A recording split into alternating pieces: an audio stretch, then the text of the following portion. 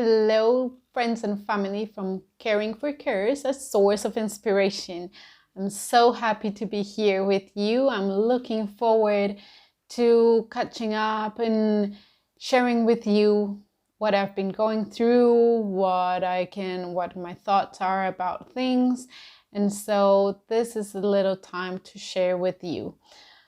Please leave me any comments, questions, things that you would like me to talk about. I'm happy to listen to what you are looking for in this group. So I want to talk today about things that have been happening for me. In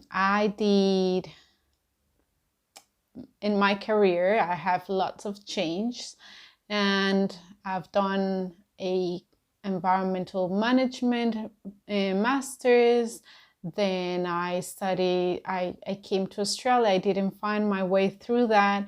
And so I decided to study a certificate 3 in childcare to be able to work with children, because I absolutely love children and love how they live life and how they approach things and their imagination to solve situations. And so I had studied, I was working, then I stopped because I wanted to give my full-time attention to my practice and to have clients and maybe work with families and children, and talking about emotions and how to learn about emotions and all of this. But just this week, I decided to go back to childcare. And so I'm doing 2 days of a week in a childcare and 3 days of my practice. And this is how I'm blending things in this moment. So going back to the childcare was a big challenge for me. Sunday was crazy. My mood was in the floor. I was feeling like a failure. And I could notice that emotion of frustration, of not being good enough. And I just allow it to be. Instead of fighting it, I chose to fully feel it, fully accept it. And it took me a while, because when you're doing it on your own, it takes a little bit more. When you have someone else helping you go through it, they ask questions that allow you to move forward. But when you're doing it on your own, you get a little bit stuck. And so it takes a little bit longer. But finally, before going to sleep, or actually when I went to sleep, I couldn't sleep. I started turning around, and that's not me. And so I decided I had to stand up from my bed, sit down, and do a little bit of journaling. And in that journaling, I wrote everything that was bothering me about going back to the childcare. And I know it was a decision I really wanted to make. I really wanted to go to the childcare, but I hadn't noticed what that was awakening in me. Lots of different parts inside were not aligned with my decision. They were questioning it. They were saying, but what does that mean? Does it mean you haven't been good enough in your practice? Does it mean that you have to do other things? Does it mean that you're going to lose your time? That you're not going to be able to do all that you were planning to do before a certain time? And so it was also about probably questioning, and how are you going to feel around the children? And you not longer know all of them. And so there were lots of questions around it, but I just heard those questions. I wrote them, I read them, and I felt them with all my heart. I accepted them. It was okay to be feeling all that. It was okay to be confused. It was okay to be frustrated. It was okay to feel like a failure. It was okay to feel fear of the unknown.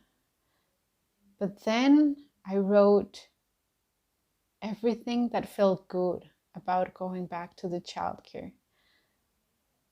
And suddenly all the other parts heard that. And they noticed it was coming from my heart. And I can see how all the other parts just humbly said, yep, we will go with you. We are okay with it. And suddenly it was just like magic. I was feeling bliss. I was feeling prepared. I was ready to go back. I was excited about going back, because going back to the childcare means that I get to be with those children, that I get to actually experience what I'm teaching and what I'm telling everyone to do, which is listening to the children, allowing them to have those emotions, explaining them that emotions are not wrong, that they don't have to hide them, that they can actually express them, and it is okay, and it is safe, and that I'm there for them, and that I'm taking care of them and giving them so much love. And so it was a beautiful day to go back to, because I was asked to go to different rooms of the childcare.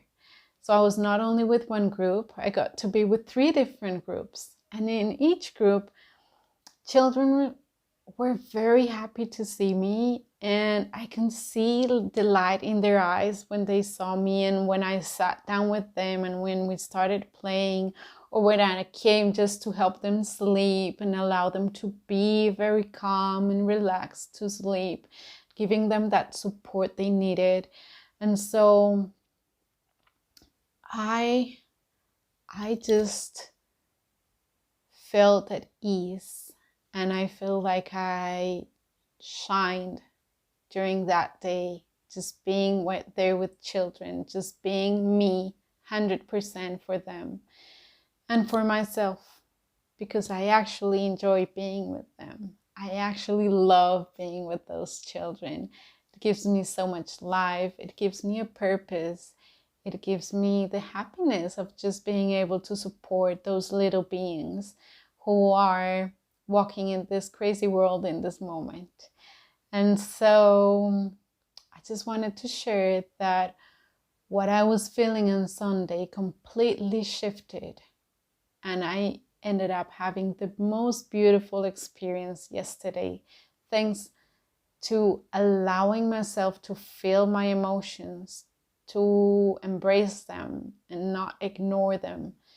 Because what I think would have happened if I had ignored them is that I would have been that Monday just angry at myself, not wanting to be there, and probably all those children would have been feeling my energy, and they would be rebelling against it, and they would have pushed me away, and they wouldn't want to be with me. So just want to share that with you, and want to suggest to check how you're feeling and what you need to honor in you before you are with your children. Even if they're your children, if they're others' children, just respect and know how you're feeling, to allow them to come close to you, or to give them some space and allow them to be. Yeah, that's all for today.